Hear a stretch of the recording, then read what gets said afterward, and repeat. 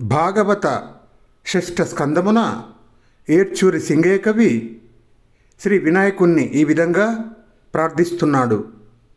మోదక హస్తునిన్ సమదమూషక వాహనున్ ఏకదంతున్ లంబోదరున్ అంబికాతనయున్ ఊర్జిత పుణ్యున్ గణేశున్ దేవత ఆహ్లాద గరిష్ఠు దంతి ముకున్ అంచిత భక్త ఫల ప్రదాయకున్ మోదముతోడ హస్తములు మోడ్చి భజించెదను ఇష్టసిద్ధికిన్.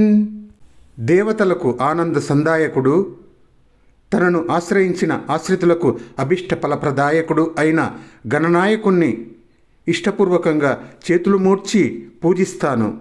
ఆ మోదక హస్తుడు, ఆ మూషిక వాహనుడు, ఆ ఏకదంతుడు, ఆ సౌభాగ్యవంతుడు, ఆ గజాననుడు, ఆ గౌరీనందనుడు, ఆ పెద్ద బొజ్జ గుజ్జు వేలుపు నా కోరికలు తీర్చాలి, నా కార్యాలు నెరవేర్చాలి.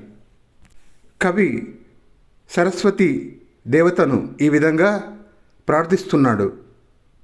కల్లతనంబునన్గాక పొడగట్టిన పూర్వపు రీతి నేడు నా ఉల్లము నందున ఉండుము సమున్నత తేజముతోడ భక్తి రంజిల్లిన చూపు కూడా విధించెందిన ప్రోడ బుధాలి నీడ మా తల్లి దయామ తల్లి ప్రణత ద్రుమ కల్పకవల్లి భారతి.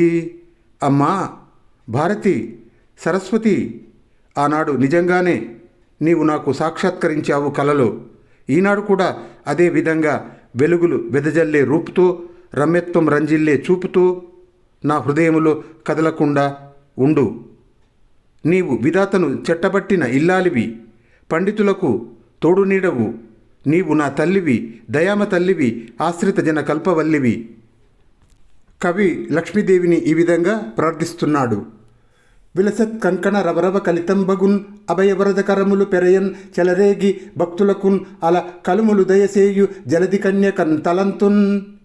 తలతలలాడే కంకణాలు గలగలలాడగా అభయహస్తముతో భయాన్ని తీర్చి వరద హస్తముతో కోరిన వరాలు చేకూర్చి భక్తులకు భాగ్యాలు ప్రసాదించే సముద్రుని కుమార్తె అయిన లక్ష్మీదేవిని పూజిస్తాను, ప్రార్థిస్తాను. కాళీమాతను కవి ఈ విధంగా ప్రార్థిస్తున్నాడు. కాలికి బహుసన్నత లోకాలికి కమనీయ వలయకరకీలిత కంకాలికి తాపస మానస కేలికి వందనము చేసి కీర్తింతుమదిన్. కమనీయ బంగారు కంకణాలు అలంకరించుకున్న కరకమలములో కపాలము ధరించున్నది, లోకాలన్నీ సాగిలపడి నమస్కరించున్నది, మహామునుల మనస్సులలో విహరించున్నది అయిన కాళీమాతను చేతులు మూడ్చి ప్రస్తుతిస్తాను, ప్రార్థిస్తాను అని కవి ఇష్టదేవతా ప్రార్థనము చేశాడు.